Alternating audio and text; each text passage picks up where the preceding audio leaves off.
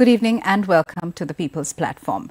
Development is meant to denote and encompass a growth. A developed economy is typically one that has a high level of economic growth, security, and is measured using the per capita income, standard of living, infrastructure development. However, sometimes this development opens up spaces for violence and political manipulation. Today's topic will be on the politics of development. To discuss, we have in our studio Dr. Thiruni Kalegamma. She's a lecturer in South Asian Studies at the University of Oxford. Good evening. Lovely to have you here, Thiruni. Good evening. Thank you for having me, Sonali. It's a pleasure. Thank you. Thiruni, in order to discuss the politics of development, we need to start with the history of development. So could you take us through the trajectory of development in Sri Lanka? That's a great way to start. If we think about development, Sonali, it's in theory, it is something that should be all-encompassing. It is something that should benefit everyone. It should be something that is for the masses.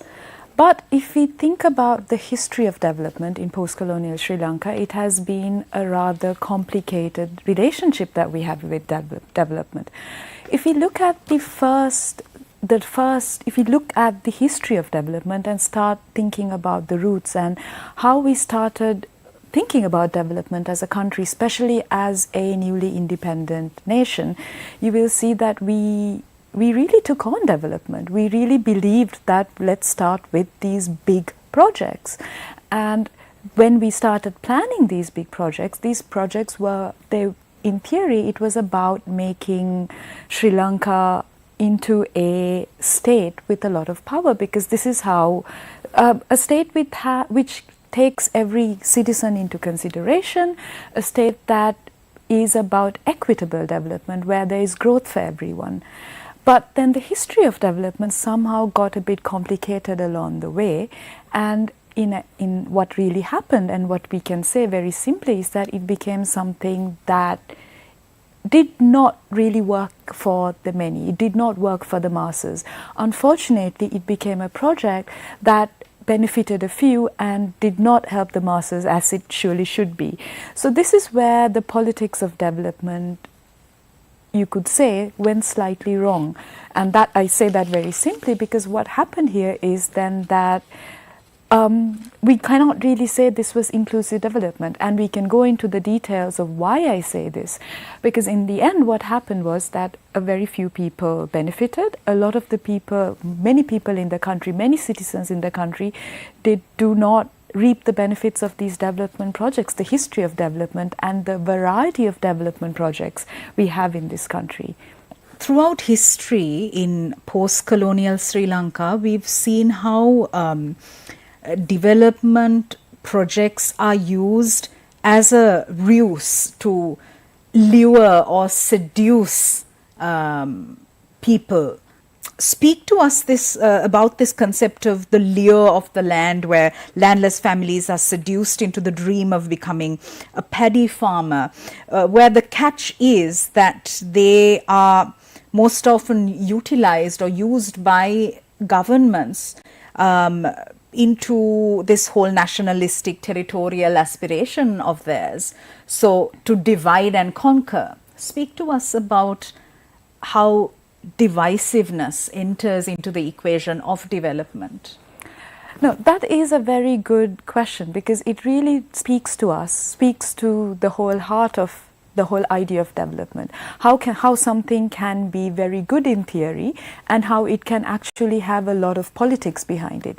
So if we think about this history of development and how there is a certain attractiveness about it, there's a certain magic, and I think you basically said that there is the lure of land. And in Sri Lanka, if we take a step back, paddy land is everything. There is a certain romance there is a certain love or a certain aspirational value that is there, and that's associated with wanting to own land, wanting to become a farmer, and this is something that is historically there. And when we look back at our first development project, which is the Mahaveli development project, which had its roots in the 1960s. It has long roots that went back. And if you look at that, this whole project was centered around becoming a paddy farmer. There was the land, the tank, the paddy land, the tank, and the temple. So this was how the development project, which is the Mahavali Development Project, was imagined. So you can see how very central land becomes in this. But then you kind of start to think about how were people attracted to become part of the Mahavali project? And this is made very simply because people were offered land. And being offered land, you have a lot of people actually wanting to take up land, wanting to become a paddy farmer. But then you need to take a step back and question, how successful was this? Did everyone who took up the offer of land, how did it work out for them? How did their lives pan out here? How you have land, you've given land, and people want to become a farmer, but then what is the end result here? And then we need to think about, all right, are we a land of successful rice farmers, which was the plan behind the Mahavali Development Project. It was about creating, we were meant to become a nation that was self-sustaining, that about having a paddy economy that would be self-sustaining. So the whole project here then was very much built on the idea of land, owning land, becoming a paddy farmer, and this was how we were going to become a nation that was fully developed, because this was tied to the whole narrative of development, aspiring to growth, narrative that's aspiring to be part of the greater world out there, and how we can become a more developed nation. But and I think the question that you kind of pointed at is, this is at the same time, this was connected to other issues of territorial control. It was connected to issues of what were the politics behind these projects? How did everyone benefit from it? Was land distributed equally? And these are the things that make these different projects, and we can talk about the different projects. This makes these projects more political and try to question, were they actually equitable then? Did it benefit everyone? Which, as you very rightly pointed out at the start, this is what a development project is meant to be about. But then we step back and go, did it benefit everyone? How did it benefit everyone? And if so, can we look at the benefits and what are the advantages here? So, as you said, development needs to be equitable and egalitarian, so it has to be based on the principle of equality of all the peoples of Sri Lanka. However, increasingly, historically, if we take a look at some of the major development projects and initiatives, there has been large numbers of persons displaced in vain, without any say in the matter. How does development justify displacing a part of the population? What are the technical parameters that need to be put in place, Tiruni? Because development projects are necessary. However, it has to be done in a proper scientific manner. Let's start with the idea that development projects are very much necessary for a country. This is how we aspire to growth, how we become part of, how we compete with other nations, because you need development projects to push forward, to aspire to, like for the idea of modernity. So here what we have then is these technical projects that are written, are planned to, in theory, to benefit everyone. But if we step back and go, and this is again the idea of how do these projects actually benefit everyone? In theory, this would be ideal, because here we have these big flashy projects which are quite beautifully presented, right? If you think about a development project on paper, when a concept is given, it is always about how this can help any nation, and in our case, how it can help push Sri Lanka forward, how it can help the image of the country, how it can help the people of the country. But then we look at how does it actually help everyone in the country? Do these projects actually then, how can we look at the technical aspects of it? Has it actually benefited everyone that it's meant to. And here we need to think about the fact that there are different groups, there are different ethnicities. Do people benefit equally from these development projects? And if we take the Mahavali Development Project, for example, the question then becomes, how has this project helped people and how has it not helped people? And we know very much that in the north and the east, a lot of people were displaced. And this is a problem that is kind of cited very much around the Mahavali Development Project. So how then do we think about these groups who were displaced from the land? And then what about the people who were given that land in the end? So we have this problem, if you say, where you have this project which was meant to make Sri Lanka one of the greatest nations, because this is how the Mahavali Development Project was advertised. And we can see these themes going over the years, and these themes still becoming prevalent today. How do we become a world-class city? How do we become a modern nation? How do we become a fully developed nation? And this is very crucial because at the end we are a post-war nation as well. So how do we aspire to growth? But then again, the question here is, can we say that these projects have helped everyone? Has it equally benefited people? And if you look at the north and the east, where there is a large number of people who've had their lands, they've been displaced, who've had their lands taken away from them, then how do we fit that into the equation and how do we look at it? So how has development helped everyone in the country, and how has it helped people? Has it helped a majority, and has it not helped a large number of people? And these are the questions that become very interesting in terms of thinking about how development projects have benefited a majority of the country, and it has in a way become it has not helped the majority of the country. When we speak about development and how it's marketed, sometimes we see how there is a weaponization of people's lack of awareness, lack of education, and helplessness and poverty, how that is used in nationalistic politics to bring forth these projects. So development, votes, all of this is very intricately interconnected. Speak to us about this aspect. Very simply, development sells, right? You can actually say, this is a project, this is a flashy project, this is a very big project, this is going to help everyone. This is a selling point.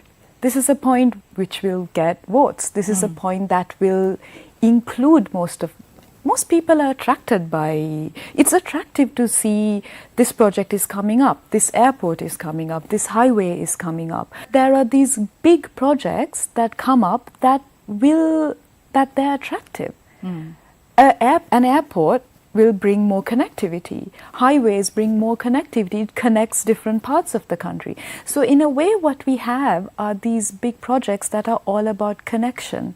We have these projects that advertise connection, and this becomes something that is also sellable.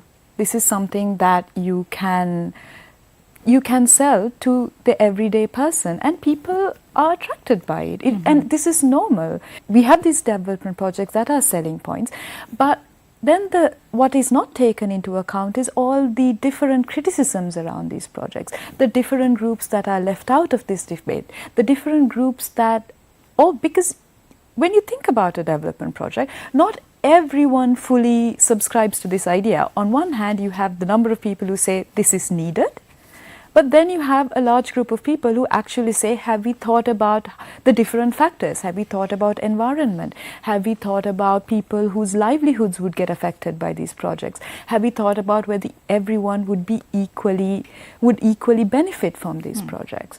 So in a way, what we have are these projects that are sold as benefiting everyone, but then you also have to think about, were these projects designed by taking every consideration into account here? And this is where, if we zoom into one particular project and if we kind of try to talk about that project, you can see there are always different groups that have come out and talked about this. And again, let's go back to the Mahavali Development Project maybe, and you can see that there's been a history of criticism around the project, which taps into saying not everyone was given land equally. People were displaced to give land to certain groups of people. But in a way, what we have are these development projects that are sold for the people, for the masses, but then you need to think about, okay, step back. Where are the criticisms around it? How can we bring more awareness?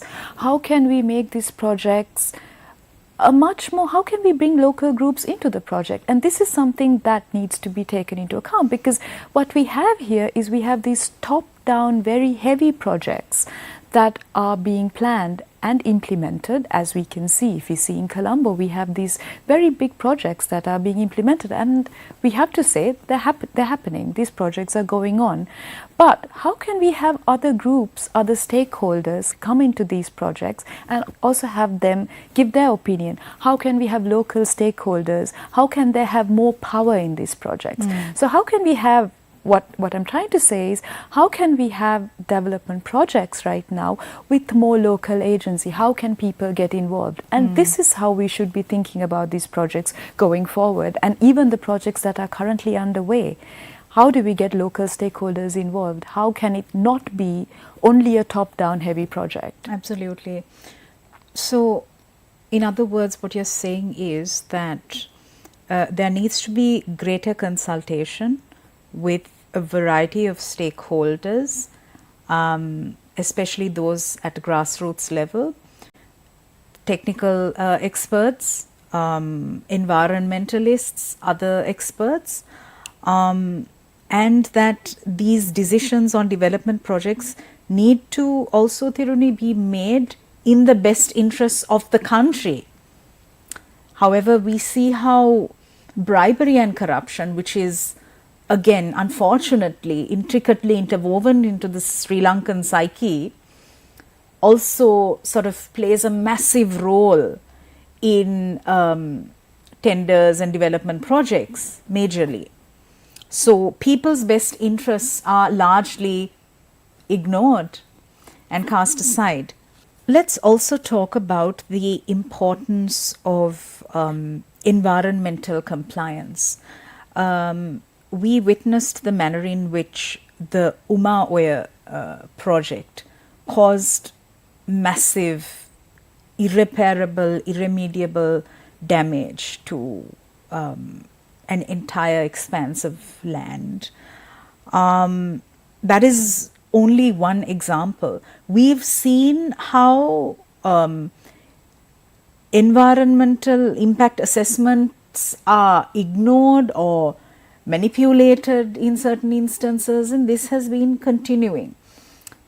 And on the other hand, we have a citizenry that is not really cognizant about how important it is to be environmentally compliant. Even if we take a simple project like an apartment complex, you hear that, okay, you got approval to put up a building of 10 stories, but the developer went ahead and put 13 stories. In violation of what was approved, with absolutely no regard for the law and the procedures in place. So that's just a lack of knowledge on what dangers one's non-compliance can pose, not just to one's own self, but also to others. So speak to us about this factor of, yes, it's important to be environmentally compliant, but it's also important to for people to know their rights, their responsibilities. This is something that is fascinating, because you will see that knowledge or awareness about environmental impact assessments, EIAs, it was not such a big thing long ago, but suddenly there is a change, and we'll talk through that maybe, how this change has happened. So if you think about these different projects, and one example around how the EIA, the environmental impact assessment, has become quite controversial has been around the Port City project. One of the first criticisms that was made quite heavily was that, was an environmental impact assessment taken, was it done, did it pass?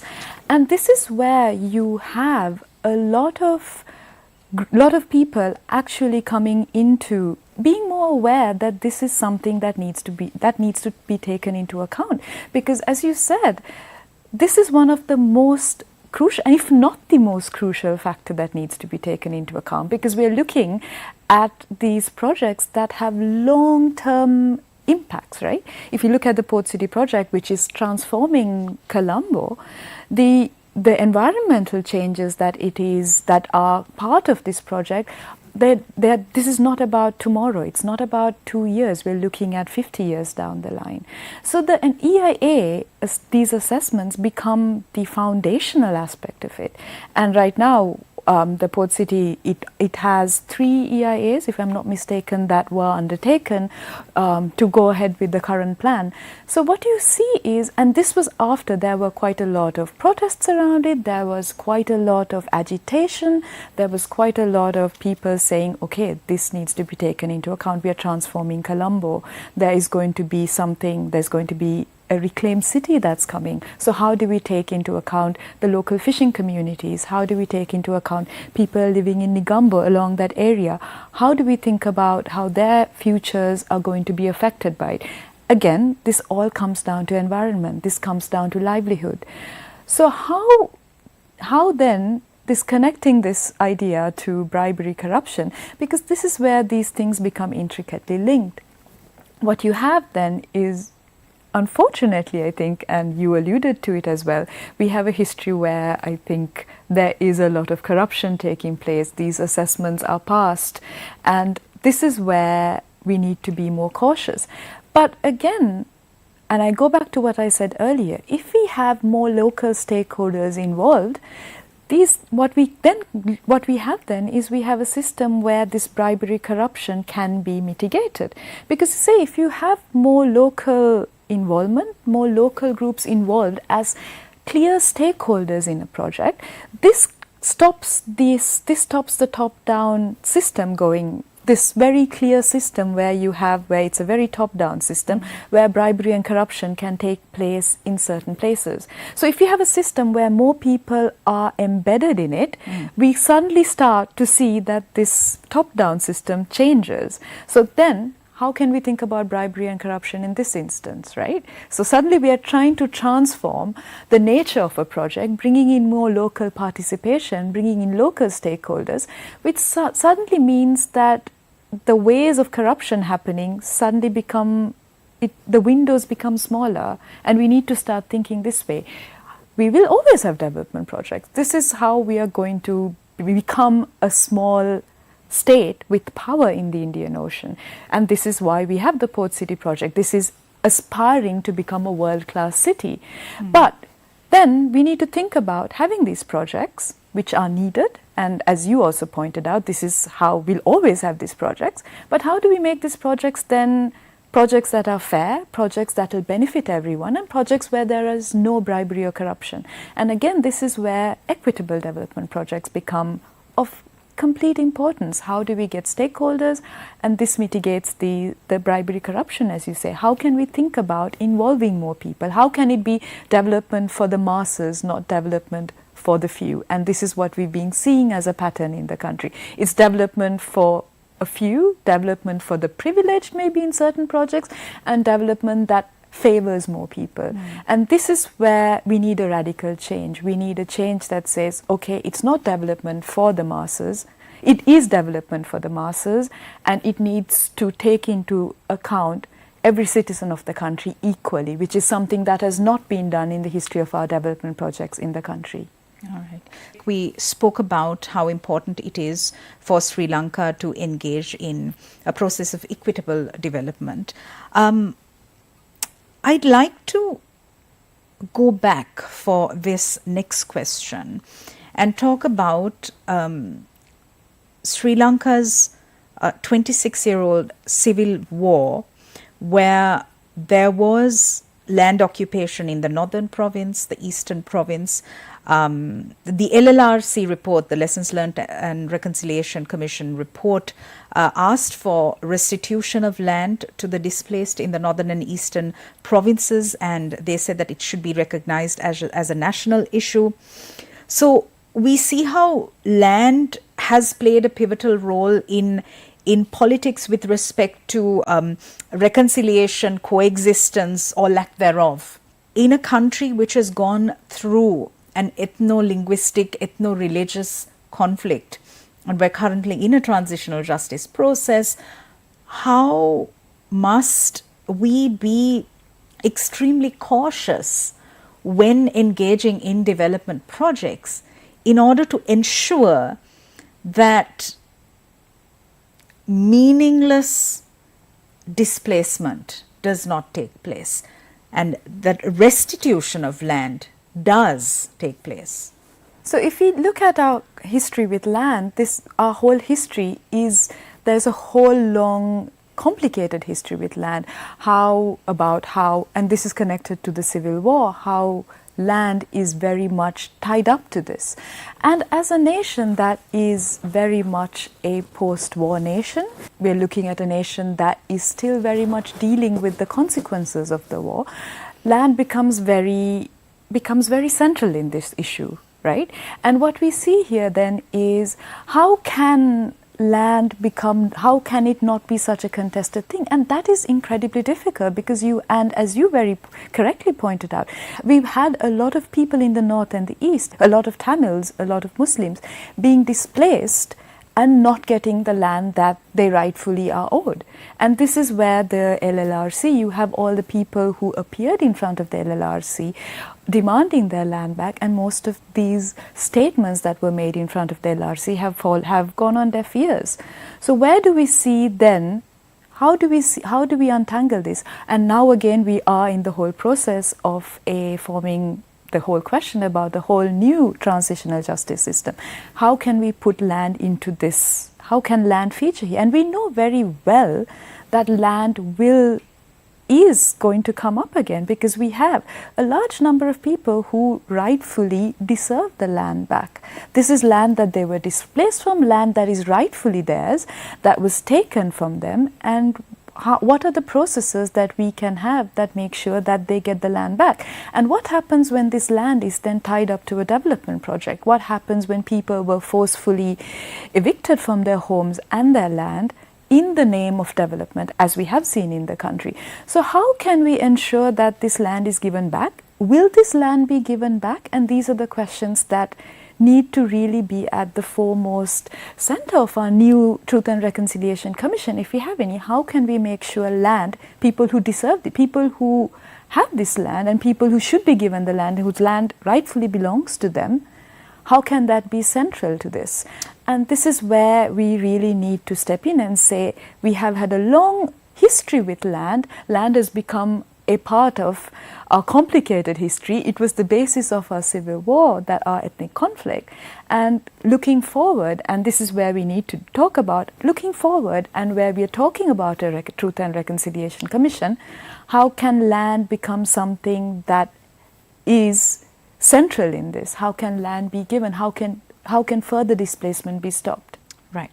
When we take the discipline of development, we can't not talk about our international stakeholders. Over the recent past, we've seen the manner in which there have been numerous projects which have been funded by the Chinese government. We have also seen certain large-scale developmental projects which have been written off as white elephant projects. So the question then arises, this development is for whom? Exactly.